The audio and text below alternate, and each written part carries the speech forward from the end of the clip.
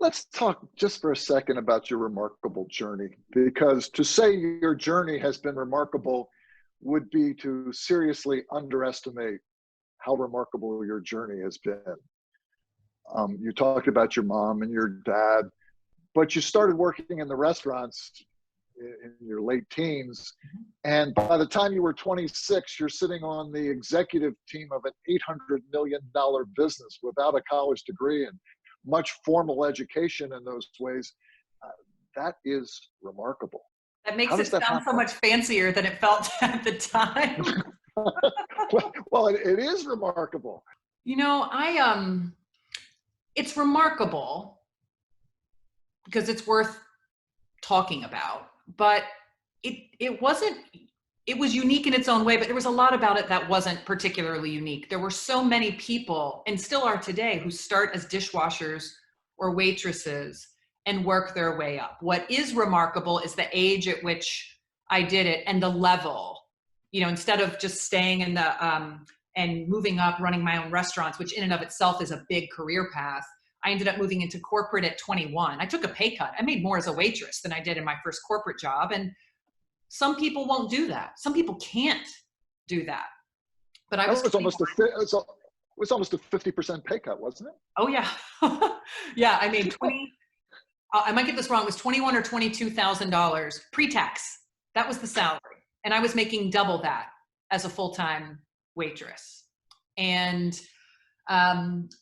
keep in mind, I had to shift from living off of cash and being able to pick a shift anytime I wanted to going to living off of a paycheck. So I got a little credit card debt and had to learn that lesson as well at the age of 21.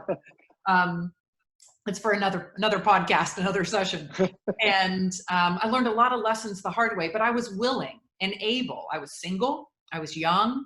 I had no expenses. And so I moved to Atlanta and I took this corporate job of this growing restaurant company of Hooters Restaurants. And I think part of that remarkable journey, yes, part of it is me. Absolutely. I'm curious. I'm humble. I have the ability to display confidence and courage at the right time. There are some things that are just a product of my mom and how I was raised and having to be a leader at a young age. But the other part of it is I joined a growing company. If a company is growing quickly, they give the people inside disproportionate opportunities. I benefited from being in a high growth environment, and you can't remove that from the equation. And I had leaders who believed in me, who gave me a chance, either because they had to. It was Hooters Restaurant, so it's not as if there were Wharton MBAs beating down the door to come take management roles at the company. There were a lot of us who moved up from within. And oh, by the way, every leader I worked for, up until the point that I worked for the CEO as a 26-year-old vice president, every major boss I had was a woman. And what is interesting about that, I don't think that's required, but what's interesting is I had so many models of leadership, of women in leadership, that by the time I became an executive and had the proverbial seat at the table, I wasn't trying to figure out how to be a woman in a man's job.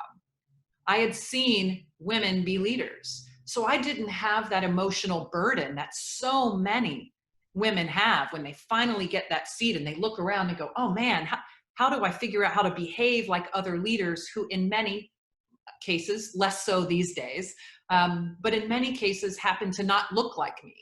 And some, especially when they're young leaders, mistakenly feel they need to alter their personality to level up or to compete or to have a seat at the table. And I had the good fortune of not needing to worry about that because of the amazing women, general managers, district managers, vice presidents that I worked for. The person I succeeded at to be my first president, to have my first vice president role, was an incredible woman that I had worked for years. My first general manager at Hooters was a woman who herself had been a Hooters girl.